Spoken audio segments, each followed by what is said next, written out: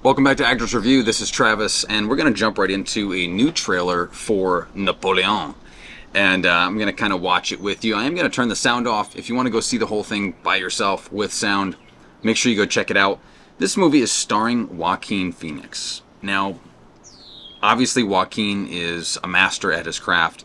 He's extremely compelling as an actor, and he's pretty good at morphing into different characters. Obviously, the Joker was a standout performance for anybody, but he transformed himself by losing a bunch of weight and really embodying this kind of mentally ill, on the edge character that we see snap in the film, right? So we know that Joaquin can really put in a performance.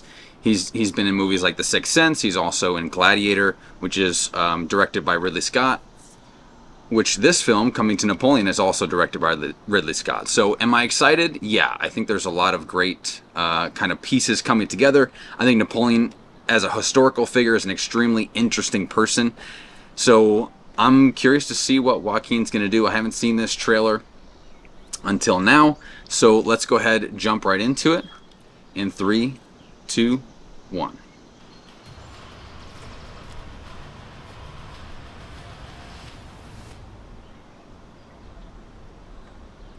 Apple Original Film.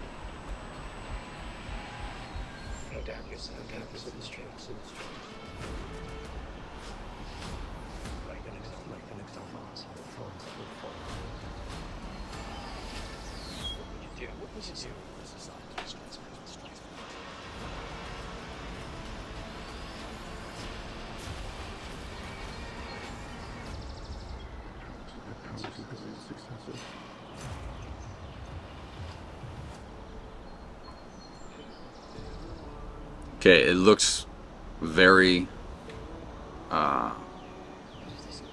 very big budgeted. There's a lot of people in a lot of these scenes. Anytime you have a lot of people on set, that usually means a big budget. The lighting is excellent. CGI is excellent.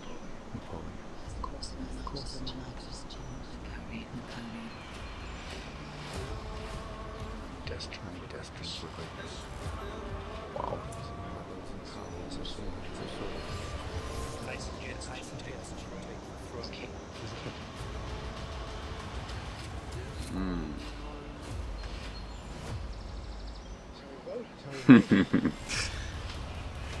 Napoleon is notoriously short.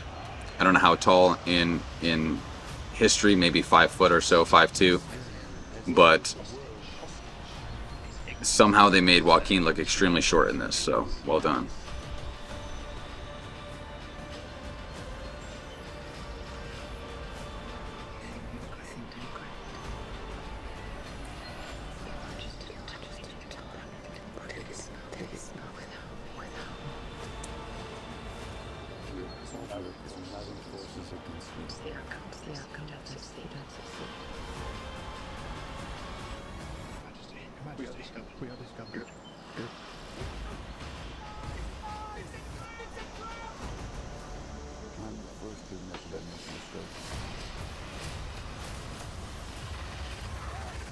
Wow.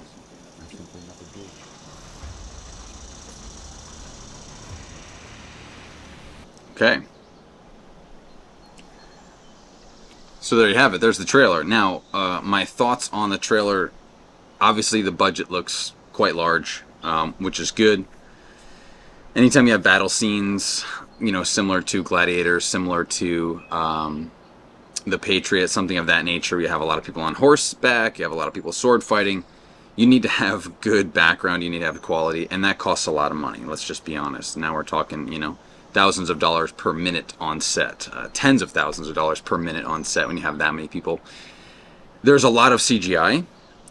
To maybe the naked eye, it just blends in really, really well. But there was a little bit of lighting in that one scene where they were kind of over the lake and there was, a bunch of snow coming down. I could tell they were doing some day for night, or kind of something similar to day for night, really stopping the camera down and trying to dim the light as much as possible, because they weren't obviously filming this in a blizzard, or at least I wouldn't think so based upon what I just saw. However, I think the CGI did not detract at all from the film. I think it actually was pretty well done, atmospherically speaking. So they spent a lot of time in post here. This movie looks pretty good. It looks pretty impressive. Joaquin is an interesting guy in that his accents are very, very subtle. In this, his accent is really subtle. We don't get to hear him talk much. I hope he gets some compelling dialogue. I don't know how quiet Napoleon was as a person, but in this film, they make him look like this extremely quiet and stoic figure. I have a feeling Napoleon was a little bit different than that. However, I'm not a historian, and I wasn't there in France in the 1700s. So I don't know for sure. So I'm hoping that he has some good dialogue. The female lead that's playing opposite him, maybe as the love interest, is pretty intense. I've seen her in some other things. I think she's great.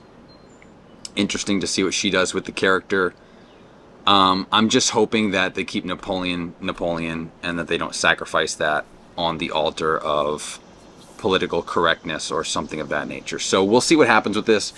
My first reaction is it looks exciting. It also looks kind of dark, and it looks kind of gross. And I don't mean like gross like aesthetically. I just mean like they're going in with the reality of what it's like to be an extremely powerful warlord / emperor, and just kind of the pervasiveness of the relationships and the sexual promiscuity and stuff like that. So we'll see how deep that goes. Those things don't really get me excited in a movie. I really prefer that things stay PG-13 in like the sexual nature. I understand that there's violence in war, and that doesn't bother me because I can separate movies from reality. But we'll see how they go with the relationships here. It should be interesting to watch.